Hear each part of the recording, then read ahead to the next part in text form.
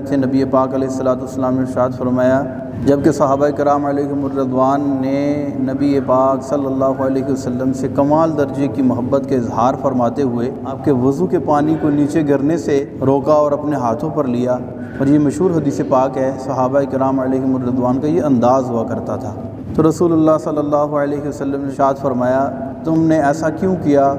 عرض کی، یا رسول اللہ، لحب رسول اللہ صلی اللہ علیہ وسلم، اللہ کے رسول سے ہم کمال درجے کی محبت رکھتے ہیں،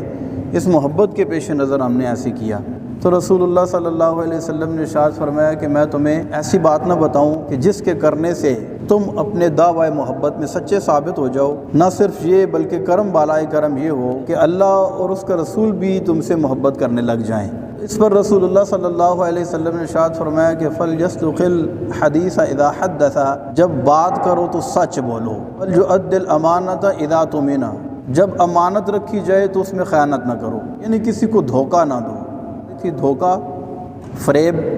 چیٹنگ، یہ ہمارے معاشرے کا ایک ایسا ناسور بن چکا ہے کہ اللہ ماشاء اللہ،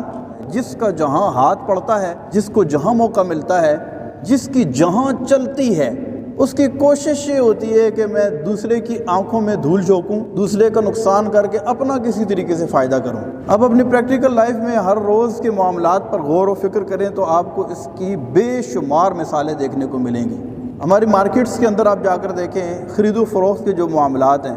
چلیں اگر مثال لیتے ہیں، ہم گاڑی اگر کسی کو بیچتے ہیں یا خریدتے ہیں، میں نے ایک دفعہ گاڑی بیچی تو میں نے اپنے خریدار کو کہا کہ یار یہ گاڑی جو ہے نا، جب 80 سے اوپر جاتی ہے نا موٹر وے پہ تو وائبریشن کرتی ہے۔ تو وہ بڑا حیران ہوا، دیکھتا ہے میرے منہ کی طرف، کہتا ہے مولانا صاحب آپ نے یہ کیا بات کر دی، 80 سے اوپر جاتی ہے تو وائبریشن کرتی ہے۔ تو میں نے کون سا اس کو چلا کے چیک کرنا تھا، تو آپ نے مجھے بتا دیا۔ میں نے کہا ہو سکتا ہے کہ تمہیں 6 مہینے تک موٹر وے پہ سفر کرنے کا اتفاق نہ ہو اور تمہارے سامنے اس گاڑی کا یہ عیب ظاہر نہ ہو، لیکن میرے پاس یہ امانت ہے اور میرے اوپر ضروری ہے کہ تم مجھ سے چیز خریدو تو میں تمہیں یہ بتا دوں۔ تو یہ سمپل سی بات ہے، بہت چھوٹی سی۔ جبکہ ہمارے یہاں ہوتا کیا ہے، اگر آپ گاڑی کا کام کرانے کے لیے مارکیٹ میں جائیں نا تو مکینک آپ سے پوچھتا ہے کہ بھائی جی آپ نے گاڑی رکھنی ہے یا بیچنی ہے؟ ہوا ہے کبھی اتفاق آپ کو؟ اگر آپ نے گاڑی رکھنی ہے تو 1 نمبر چیز اس میں پرزہ ڈلوائیں گے، اور اگر بیچنی ہے تو وہ خود آپ کو کہے گا جب آپ نے بیچنی ہے تو یہ 2 نمبر لے لیں، 100 روپے سستی ہے۔ یعنی اس چیز کو عیب نہیں سمجھا جاتا، میری بات سمجھنے کی کوشش کیجیے گا۔ یعنی جس چیز کو ہم نے بیچنا ہے اس نے ہم نے 2 نمبر چیز لگوانی ہے۔ جب جان بوجھ کر 2 نمبر چیز ہم نے اس نے لگوانی ہے تو آپ کیا سمجھتے ہیں کہ ہم خریدار کو بتائیں گے کہ بھائی یہ پرزہ میں نے جو ہے نا اس میں 2 نمبر لگوایا تھا؟ بتائے گا کوئی؟ یعنی اپنا 100 روپیہ، یا اس کو یوں مثال سے سمجھیں کہ اپنے 1 پاؤ گوشت کے لیے دوسرے کی بھینس ہم کیا کرتے ہیں؟ ہمارے معاشرے میں ان گنت اس کی مثالیں موجود ہیں۔ اور جو بندہ اس طرح چیٹنگ کرنے اور فریب اور دھوکہ دینے کا عادی ہو جاتا ہے نا، اس کی یہ عادت اتنی جلدی جاتی نہیں ہے، اور جس کے بارے میں مشہور ہو جاتا ہے، لوگوں کو پتہ ہے یار یہ بڑے بڑے بلنڈر مارتا ہے مارکیٹ کے اندر، تو اس کا نام خراب ہو جاتا ہے، پھر لوگ اس سے سودا نہیں کرتے، اس سے خرید و فروخت نہیں کرتے، اس سے معاملات نہیں کرتے، اس سے جان چھڑاتے ہیں، اس سے کتراتے ہیں۔ دنیا کے اندر بھی یہ ذلت کا سبب بن جاتی ہے، ورنہ اگر نہ بھی ہو اور ہم یہ سمجھیں کہ ہم بہت شاطر ہیں، بہت سمجھدار ہیں، بڑے ہوشیار ہیں، اور ہم آنکھ سے کاجل چرا لیتے ہیں، سامنے والے کو پتہ نہیں چلتا، تو ایک بات کان کھول کر ہمیں سننی اور سمجھنی چاہیے کہ کل رب کی بارگاہ میں ہم نے ان چیزوں کا جواب دینا ہے۔ کیونکہ ہمارے نبی پاک صلی اللہ علیہ وسلم ایک مرتبہ مارکیٹ میں تشریف لے گئے، گھر سے نکلے، بازار میں چلے گئے، مدینے کے بازار میں غلہ بیچنے والے کے غلے کے اندر آپ نے اپنا ہاتھ مبارک ڈالا، جب نکالا تو ہاتھ گیلا تھا۔ ناراضگی کا اظہار فرمایا اور ارشاد فرمایا کہ تم نے گیلے غلے کو اوپر کیوں نہ رکھا؟ عرض کی، یا رسول اللہ صلی اللہ علیہ وسلم رات کو بارش ہوئی ہے اور غلہ گیلا ہو گیا ہے، وہ نیچے رہ گیا ہے، اوپر والا ایریا خشک ہے۔ فرمایا کہ اس کو اوپر کرتے تاکہ دیکھنے والے کو پتہ چلتا کہ جو چیز میں خرید رہا ہوں وہ حقیقت میں ساری خشک نہیں ہے، بلکہ گیلی کا ریٹ اور ہوتا ہے، خشک اور ہوتا ہے، وزن میں بھی فرق ہوتا ہے۔ اور پھر ارشاد فرمایا کہ من غش فلیس منا، جس نے دھوکہ دیا وہ ہم میں سے یعنی آپ اندازہ کریں کہ اتنی ناراضگی کا اظہار اللہ کے رسول صلی اللہ علیہ وسلم نے فرمایا کہ اس کو اپنی مبارک جماعت سے خارج کر دیا۔ اگرچہ کہ ملاوٹ جو دھوکے والا بندہ مسلمان ہے تو مسلمان ہی رہے گا، لیکن اس کے ساتھ ناراضگی کا اظہار اس طرح فرمایا کہ فرمایا وہ ہم میں سے نہیں۔ تو دھوکہ دہی یہ اتنا ایک برا عیب ہے کہ جو بندے کے کردار کو بھی خراب کرتا ہے، بندے کی آخرت کو بھی خراب کرتا ہے، اور دنیا کے اندر بھی بندے کے لیے ذلت و رسوائی کا سبب بنتا ہے۔ جبکہ ہمارے بزرگان دین اور سلف الصالحین اور نفوس قدسیہ اور خاص طور پر وہ جماعت جنہوں نے رسول اللہ صلی اللہ علیہ وسلم سے ڈائریکٹ اکتساب فیض حاصل کیا، ان کا حال یہ تھا کہ حضرت جریر بن عبداللہ رضی اللہ تعالی عنہ نے ایک مرتبہ اپنے نوکر کو، اپنے غلام کو بھیجا کہ جا کر گھوڑا خرید کر لائیں۔ غلام گیا اور 300 دینار کا یا 300 درہم کا گھوڑا خرید کر لے آیا۔ حضرت جریر بن عبداللہ خاندانی شہزادے تھے، شاہی خاندان سے آپ کا تعلق تھا، اور آپ کو گھوڑوں کی بڑی پہچان تھی۔ گھوڑے کو دیکھ کے پہچان جاتے تھے کہ یہ کس نسل کا اور کتنی قیمت کا گھوڑا ہے۔ آپ نے گھوڑے کو دیکھا تو گھوڑے کی قیمت بہت زیادہ تھی، اور غلام صرف 300 درہم میں خرید کر لایا ہے۔ تو آپ نے کہا کہ جس سے گھوڑا خرید کر لایا اس کو میرے پاس لے کر آؤ۔ اس کو جب پاس حاضر کیا گیا تو کہنے لگے کہ میں تمہیں تمہارے گھوڑے کے 500 درہم دے دوں۔ اب 300 میں سودا ہو چکا ہے، گھوڑا اس نے دے دیا ہے۔ یہ اس کو کہتے ہیں میں تمہیں تمہارے گھوڑے کے 500 درہم دے دوں۔ اب یہ بندہ بڑا حیران ہوا، کہنے لگا کہ مجھے اور کیا چاہیے۔ پھر آپ نے اس کو اس گھوڑے کے جس کا سودا 300 درہم میں ہو چکا تھا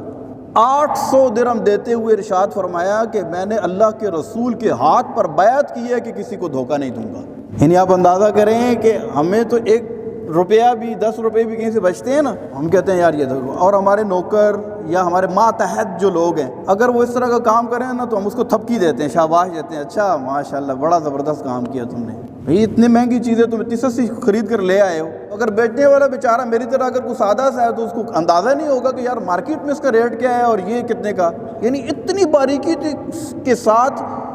کوئی معاملہ کرنا تو شاید ہم نے زندگی میں کبھی سوچا ہی نہیں ہوگا۔ جبکہ ہمارے بزرگان دین ان کا ویژن، ان کی سوچ کیسی ہوتی تھی کہ وہ کبھی بھی برداشت نہیں کرتے تھے کہ نادانستہ طور پر بھی ان سے کوئی دھوکہ سرزد ہو جائے۔ بلکہ سیدی قطب مدینہ حضرت ضیاء الدین مدنی رحمۃ اللہ تعالی علیہ سے کسی نے پوچھا، انہوں نے مدینے میں 77 سال گزارے تھے، ساری زندگی مدینے میں گزاری، کسی نے پوچھا کہ پہلے کے مدینے کے لوگوں کے حالات کیا تھے، وہ آپس میں ایک دوسرے سے کیسا سلوک کرتے تھے؟ تو حضرت ضیاء الدین مدنی رحمۃ اللہ تعالی علیہ کہنے لگے کہ مجھے کوئی زیادہ لمبی چوڑی بات تو اس عنوان سے نہیں کرنی، لیکن میں ایک واقعہ تمہیں سناتا ہوں۔ وہ یہ کہ ایک مرتبہ ایک امیر آدمی تھا،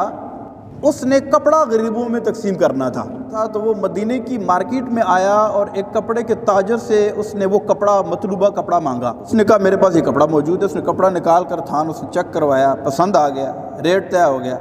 دکاندار نے کہا کہ اگر آپ ایک مہربانی کریں میرے اوپر۔ کہا کیا؟ کہنے لگا کہ یہ کپڑا میرے پاس موجود ہے اور آپ کے پاس پیسے بھی موجود ہیں، ریٹ بھی طے ہو گیا ہے، لیکن اگر مہربانی کریں نا تو وہ سامنے جو میرا دکاندار بھائی بیٹھا ہوا ہے نا، آج اس کی سارے دن میں کوئی بکری نہیں ہوئی، میری اچھی خاصی سیل ہو چکی ہے، یہ کپڑا اس کے پاس بھی موجود ہے، اگر آپ مہربانی کریں تو یہ کپڑا آپ اس سے لے لیں۔ یعنی خیر خواہی کا جذبہ ان لوگوں کے دل میں کس قدر کوٹ کوٹ کر بھرا ہوا تھا، یعنی اپنے مسلمان بھائی یا اپنے ساتھ کاروبار یا اپنے پڑوس میں دکان کرنے والے یا اپنے ساتھی کی خیر خواہی کا جذبہ ایسے ہوتا تھا کہ وہ صرف اپنے اوپر نہیں نظر رکھتے تھے، دوسرے کو بھی دیکھتے تھے، یار اس بندے کا بھی کچھ نظام چل رہا ہے یا نہیں چل رہا۔ جبکہ ہم اپنے حق کے ساتھ ساتھ بہت سارے کام ایسے کر جاتے ہیں کہ دوسرے کا حق بھی مار دیتے ہیں، حالانکہ وہ کپڑا ان سے خریدے اور بیچے تو اس کے لیے شرعاً بالکل جائز ہے، لیکن اس جذبے کا اندازہ کریں جو بات میں کرنا چاہ رہا ہوں، آپ سمجھ رہے ہوں گے کہ اتنا لوگ ایک دوسرے کا خیال کیا کرتے تھے۔ جبکہ آج ہمارے معاشرے کا حال ایسا ہو چکا ہے کہ الامان والحفیظ، اس کو یقین کرے بیان نہیں کیا جا سکتا۔ جس بندے کا جہاں پر ہاتھ پڑتا ہے وہ کہتا ہے بس میرا الو سیدھا ہونا چاہیے، جبکہ ہمارے دین کا مزاج یہ نہیں ہے۔ ہمارے نبی پاک صلی اللہ علیہ وسلم نے ہمیں یہ تعلیمات نہیں دی، بلکہ دوسرے کے ساتھ خیر خواہی کرنے اور اس کے ساتھ بھلائی کرنے اور اس کا اچھا سوچنے کی سوچ دی ہے ہمیں دین اسلام نے۔ من غش فلیس منا، جس نے دھوکہ دیا، جس نے فریب کیا، وہ ہم میں سے نہیں ہے۔ اس کی آگے بہت ساری جزیات ہیں۔ ہم پر کوئی ٹرسٹ کرتا ہے، ہمیں کوئی بات بتاتا ہے، ہم پر اعتماد کرتا ہے، اعتماد کرتے ہوئے کوئی امانت ہمیں کسی بھی حوالے سے، وہ کسی راز کی صورت میں بھی ہو سکتی ہے، ہمیں دیتا ہے، اور اس کو یقین ہوتا ہے کہ یہ بندہ میرے راز کو راز رکھے گا، لیکن ہم کیا کرتے ہیں؟ ہم سب سے قریبی جو دوست ہے نا، سب سے پہلے اس کو جا کر اس کا راز فاش کرتے ہیں اور اس پر اعتماد کرتے ہیں کہ یہ بات آگے نہیں کرے گا۔ اب اس کے آگے 2 دوست ہوتے ہیں، وہ ان دوستوں سے جا کر وہ بات شیئر کرتا ہے اور ان سے وعدہ لیتا ہے کہ تم نے آگے یہ بات نہیں کرنی۔ اس کے 4 آگے ان کے دوست ہوتے ہیں، تو کرتے کرتے وہ پہلا بندہ جس نے اپنا راز راز سمجھ کر اور ہم پر اعتماد کر کے ہمیں کوئی بات بطور امانت سونپی تھی، وہ پتہ چلا کہ پورے شہر کے اندر پھیل جاتی ہے۔ اور اگر اس کو ہم سوشل میڈیا اور انٹرنیٹ کی طرف اگر لے کے جائیں تو آپ خود سمجھ سکتے ہیں، تو وہ پھر سمجھیں کہ جب کمان سے تیر نکل جاتا ہے تو پھر واپس پلٹنے کی کوئی صورت نہیں ہوتی۔ جبکہ کسی مسلمان کے عیب کو ظاہر کرنا، بلا ضرورت شرعی ظاہر کرنا بھی حرام ہے۔ اور ہم کیا کرتے ہیں کہ جب ہمیں کوئی میسج آ جاتا ہے کسی کے بارے میں، کوئی بھی ہے، ہم اس کو فوراً شیئر کرتے ہیں اور سارے زمانے کے اندر اس کو نشر کرتے ہیں اور اس میں اپنی بڑی کامیابی اور فخر محسوس کرتے ہیں کہ دیکھو یہ میں یہ میسج کیا نا، ایسا یونیک میسج ہے، کسی کے پاس ایسا میسج آیا ہی نہیں ہوگا۔ یعنی ہمارے معاشرے کے اندر اس طرح عیوب ظاہر کیے جاتے ہیں اور اس میں فخر محسوس کیا اور اپنی بڑائی تصور کی جاتی ہے، بہادری تصور کی جاتی ہے۔ کوئی میسج ہمارے پاس آ گیا، بس ہم نے کسی کو کوئی عیب ہے، اگرچہ وہ چور ہی کیوں نہیں ہے یار، اگرچہ وہ ڈاکو ہے، کچھ بھی ہے، جب تک کہ شریعت اس کی اجازت نہیں، اس کے کنڈیشنز ہیں، تو ہم اس کو آگے نشر کرتے ہیں اور بے شمار لوگوں تک وہ بات بغیر سوچے سمجھے پھیلا دیتے ہیں۔ یہ بھی ایک لحاظ سے خیانت ہے، کسی کے راز کو فاش کر دینا، کسی کے عیب کو ظاہر کر دینا، کسی کو ذلیل و رسوا کر دینا، یہ بھی تو ایک طرح کی خیانت ہے۔ بلکہ ایسی بچیاں انٹرنیٹ کے اوپر کسی کے جھانسے میں، کسی کے چکر میں آ گئی ہیں، زندگی برباد کر کے بیٹھ جاتی ہیں، اپنا بھی اور اپنے خاندان کی عزت کا جنازہ نکال دیتی ہیں، پتہ ہی نہیں چلتا، پانی سر سے گزر جاتا ہے، پھر سمجھ آتی ہے کہ ہم سے غلطی ہو گئی ہے۔ اس عنوان سے ایک بات آپ کو عرض کرتا چلوں، آپ کو یاد ہوگا کہ آج جو ہمارے کچھ بڑی عمر کے بھی افراد یہاں پر بیٹھے ہیں، آج سے آپ 25 سال 30 سال پہلے چلے جائیں تو خدا نخواستہ کوئی اگر ناجائز تعلقات یا اس طرح کا کوئی معاملہ اگر ہوتا تھا نا، تو وہ کئی دن سوچتے رہتے تھے کہ یار میں خط لکھوں گا، خط کو پہنچاؤں گا کیسے۔ لیکن اب تو یہ ہاتھ میں internet, chatting, social media, WhatsApp, اب تو سب کے پاس ہے، لڑکیوں کے پاس بھی ہے، لڑکوں کے پاس بھی ہے، تو معاملہ اتنا زیادہ کھل چکا ہے کہ اس کو روکنا تو قریب ناممکن ہے۔ ناممکن تو نہیں ہم کہیں گے، لیکن قریب ناممکن ہے۔ اور پھر آپ کو پتہ ہے کہ جب نوخیزی کی عمر ہوتی ہے، جب ینگ جنریشن ہماری جو ٹین ایجز اور یہ 18 19 سال 20 سال 22 25 سال کی عمر جو ہے، اس میں جذبات بھڑکے ہوئے ہوتے ہیں بندے کے، اور بندہ سمجھتا ہے کہ بس میں ہی ہوں اور دنیا میں کچھ بھی نہیں ہے، اور پھر جو ایک دوسرے سے جو اظہار محبت کیا جاتا ہے اور ایک دوسرے پر جان نچھاور کرنے کی جو باتیں کی جاتی ہیں، اس کا اصل خمیازہ تو پھر آنے والی پریکٹیکل لائف کے اندر پھر بندے کو آنکھیں جب کھلتی ہیں نا، جذبات جب ٹھنڈے ہوتے ہیں، تو پھر پتہ چلتا ہے یار میں نے کیا کیا تھا۔ جو ماں باپ کا وفادار نہیں ہے نا، آپ کا وفادار نہیں ہو سکتا۔ یہ بڑی گہری بات میں کر گیا ہوں، چاہے وہ لڑکی ہو یا لڑکا ہو، آپ کے سامنے اگرچہ کہ وہ جان نچھاور کرنے اور آپ کے سامنے قول و قرار کرنے کے سارے ریکارڈ توڑ رہا ہے یا توڑ رہی ہے، جو ماں باپ کو دھوکہ دے گا وہ آپ کے ساتھ وفاداری کرے ایسا۔ حضرت امام ابن جوزی رحمۃ اللہ تعالی علیہ بہت بڑے محدث ہو گزرے ہیں، ان کی کتاب ہے ضم الہوا کے نام سے، اس میں انہوں نے عشق مجازی کی تباہ کاریوں کے عنوان سے روایات اور حکایات اکٹھی کی ہیں۔ ایک واقعہ لکھتے ہیں، کہتے ہیں کہ ایک مرتبہ ایک فوج آئی اور اس نے ایک قلعے کا محاصرہ کر لیا، کافی دن گزر گئے، قلعے کا دروازہ ہی نہیں کھل رہا، قلعہ کیسے فتح ہو؟ قلعے کی دیوار سے ایک شہزادی تھی، وہ جو قلعے کا بادشاہ تھا اس کی بیٹی، اس نے قلعے کی دیوار سے دیکھا کہ یہ شہزادہ باہر کھڑا ہے اور ہے بڑا خوبصورت، اور اس نے قلعے کا محاصرہ کر رکھا ہے۔ اس نے تیر کے ساتھ خط لکھا کہ اگر تم مجھ سے وعدہ کرو کہ شادی کرو گے تو میں قلعے کا دروازہ اندر سے کھولتی ہوں۔ اس نے خط کو تیر کے ساتھ لپیٹا اور تیر مارا، شہزادے نے خط پڑھا، اشارے سے کہا کہ میں وعدہ کرتا ہوں تم قلعے کا دروازہ اندر سے کھولو۔ اس لڑکی نے قلعے کا دروازہ کھولا، شہزادہ اپنی فوج کو لے کر قلعے کے اندر گیا، تھوڑی دیر کی لڑائی ہوئی،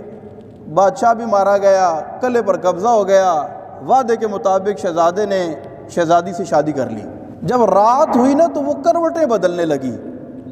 شہزادے نے شہزادی سے پوچھا تم کروٹیں کیوں بدل رہی ہو؟ اس لڑکی نے کہا کہ میرے ساری زندگی میرے باپ نے مجھے مکھن اور ہڈیوں کا گودا کھلایا ہے، اور میرا جسم اتنا نازک ہے کہ میرے جسم کے نیچے کوئی تنکا ہے جس کی وجہ سے میں بے چین ہوں اور مجھے چین نہیں آ رہا۔ شہزادے نے دیکھا تو واقعی وہ جسم کے نیچے اس کے بیڈ کے اوپر کوئی تنکا تھا جس کی وجہ سے چین نہیں آ رہا تھا۔ رات گزری، شہزادے نے 2 گھوڑے منگوائے، ایک گھوڑے کے ساتھ اس کا ایک پاؤں باندھا، دوسرے کے ساتھ دوسرا پاؤں باندھا اور دونوں گھوڑوں کو دوڑا دیا، اس کے جسم کے 2 ٹکڑے کر دیے۔ یہ امام ابن جوزی نے اپنی ضم الہوا کتاب کے اندر لکھے، ویسی کہانی نہیں آپ کو سنا رہا۔ اور اس شہزادے نے یہ کہا کہ جس نے ایسے باپ کے ساتھ وفاداری نہیں کی کہ جس نے ساری زندگی اتنے ناز کے ساتھ اسے پالا، وہ میرے ساتھ کیا وفاداری کرے گی؟ تو یاد رکھیے کہ جو ماں باپ کا وفادار نہیں ہے نا، جو ماں باپ کو چھوڑ دیتا ہے یا چھوڑ دیتی ہے، کسی کے پیچھے چلا جاتا ہے یا چلی جاتی ہے، اور اس کی بیس عام طور پر جو بنتی ہے وہ انٹرنیٹ بنتی ہے، جو گھر والوں کو اعتماد میں نہیں لیتے اپنے رشتوں کے حوالے سے، ان کو زندگی کے اندر خوشیاں ملیں، یہ بہت کم چانسز ہیں، بہت کم۔ اس وقت ضرورت اس امر کی ہے کہ ہم سمجھداری سے، عقل سے کام لیں، اور اندھا دھند کسی کے پیچھے بھاگنے کے بجائے نہ خود دھوکہ کھائیں اور نہ کسی کو دھوکہ دیں۔ یہ مومن کی شان ہے کہ نہ وہ خود دھوکہ کھاتا ہے نہ کسی کو دھوکہ دیتا ہے۔ تو اسی لیے نبی پاک علیہ الصلوۃ والسلام نے ارشاد فرمایا کہ دھوکہ دینے والا ہم میں سے نہیں۔ اللہ تبارک و تعالی ہمارے حال زار پر رحم و کرم فرمائے۔ کہتے ہیں سانچ کو آنچ نہیں، اپنے دل میں سچ پیدا کریں، نیت کو صاف کریں، اور دل میں ٹھان لیں کہ جو میں اپنے لیے پسند کروں گا وہ اپنے بھائی کے لیے پسند کروں گا، اور نہ خود دھوکہ کھائیں نہ کسی کو دھوکہ دیں۔ اللہ تبارک و تعالی ہمارے حال زار پر رحم و کرم فرمائے، آمین بجاہ